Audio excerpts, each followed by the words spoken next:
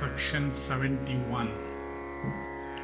Vaisampayana said, the monarch then, as he proceeded, left even his reduced attendants at the entrance of the asylum, and entering quite alone, he saw not the Rishi Kanwa of rigid vows, and not seeing the Rishi, and finding that the abode was empty, he called loudly, saying, what he who is here? And the sound of his voice was echoed back, loud as it was. And hearing the sound of his voice, there came out of the Rishi's abode a maiden beautiful as Shri herself, but dressed as an ascetic's daughter. And the black-eyed fair one, as she saw King Dushmanta, bade him welcome and worshipped him duly, and showing him due respect by the offer of a seat, water to wash his feet, and Arghya, she inquired about the monarch's health and peace, and having worshipped the king, and asked him about his health and peace, the maiden reverentially asked, what must be done, O king? I await your commands. The king, duly worshipped by her, said unto that maiden of faultless features and sweet speech, I have come to worship the highly blessed Rishi Kanwa. Tell me, O amiable and beautiful one, where has the illustrious Rishi gone? Shakuntala then answered, my illustrious father hath gone away from the asylum to fetch fruit. Wait but a moment, and thou wilt see him when he arrives. Vaisampayana continued, the king not seeing the Rishi, and addressed thus by her, beheld that the maiden was exceedingly beautiful, and endued with perfect symmetry of shape, and he saw that she was of sweet smiles, and she stood decked with the beauty of her faultless features, her ascetic penances, and her humility, and he saw that she was in the bloom of youth.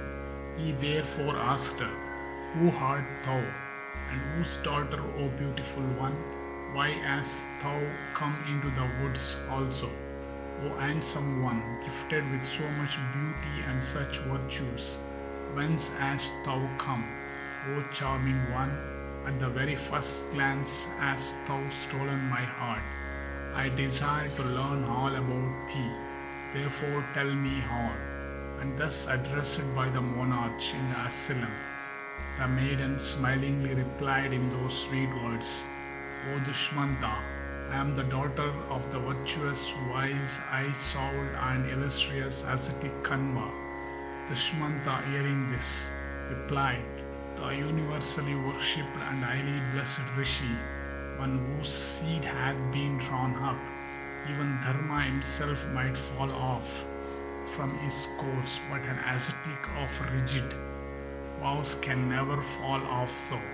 Therefore, O thou of the fairest complexion, how hast thou been born as his daughter? This great doubt of mine it behoveth thee to dispel. Shakuntala then replied, hear, O king, what I have learnt regarding all that befell me of old, and how I became the daughter of the Muni. Once on a time, a Rishi came here and asked about my birth. All that the illustrious one, Kanwa, told him, hear now from me, O king. My father Kanwa, in answer to that Rishi's enquiries, said, Vishwamitra of old, having been engaged in austerious penances, alarmed Indra, the chief of the celestials, who thought that the mighty ascetic of blazing energy would by his penances hurl him down from his high seat in the heaven.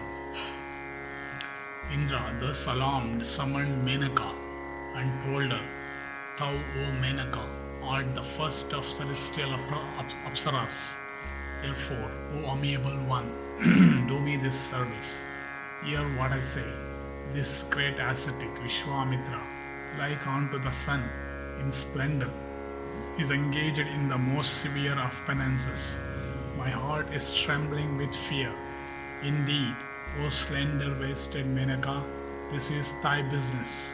thou must see that the Vishwamitra of soul wrapped in contemplation and engaged in the austeriest penances, who might hurl down me from my seat, go untempting, and frustrating his continued austerities, accomplish my good. Win him away from his penances, O beautiful one, by tempting him with thy beauty, youth, agreeableness, arts, smiles, and speech. Hearing all this, Menaka replied, the illustrious Vishwamitra is endued with great energy and is a mighty ascetic. He is very short-tempered too, and is known to thee. The energy, penances, and wrath of high-souled one have made even thee anxious. Why should not I also be anxious?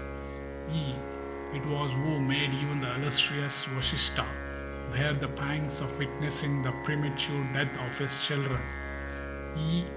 It was who, though that firstborn ex-Kshatriya, subsequently became a Brahmana by virtue of his ascetic penances. It was who, for purposes of his ablutions, created a deep river that can with difficulty be forded and which sacred stream is known by the name of Kaushiki. It was Vishwamitra whose wife in a season of distress was maintained by the royal sage Mantanga Trisanku, who was then living under a father's curse as a hunter. It was Vishwamitra who, on returning after the famine was over, changed the name of the stream having his asylum from Kaushik into Para. It was Vishwamitra who, in return for the services of Mantanga, himself became the later priest for purposes of a sacrifice. The Lord of the Celestials himself went through fear to drink the Soma juice. It was Vishwamitra who, in anger, created a second world and numerous stars, beginning with Shravana. It was who granted protection to Trishanku, smarting under a superior's curse. I am frightened to approach him of such deeds. Tell me, O Indra, the means that should be adopted so that I may not be burned by his wrath. He can burn the three worlds by his splendor, can by a stamp of his foot cause the earth to quake. He can sever the great Meru from the earth and hurl it into any distance. He can go round the 10 points of the earth in a moment. How can a woman like us even touch such a one full of ascetic virtues, like unto a blazing fire, and having his passions under complete control? His mouth is like unto a blazing fire. The pupils of his eyes are like the sun and the moon. His tongue is like unto Yama himself. How shall, O chief of the celestials, a woman like us even touch him at the thought of his prowess? Yama, Soma, the great rishis, the Sadyas, the Vishwas, Valakilyas are terrified. How can a woman like me gaze at him without alarm? Commanded, however, by thee, O king of the celestials, I shall somehow approach that rishi. But, O chief of the gods, devise thou some plan whereby, protected by thee, I may safely move about that rishi. I think that when I begin to play before the rishi, Marut, the god of wind, had better go there and rob me of my dress. And Manmata, the god of love, had also at thy command better help me then.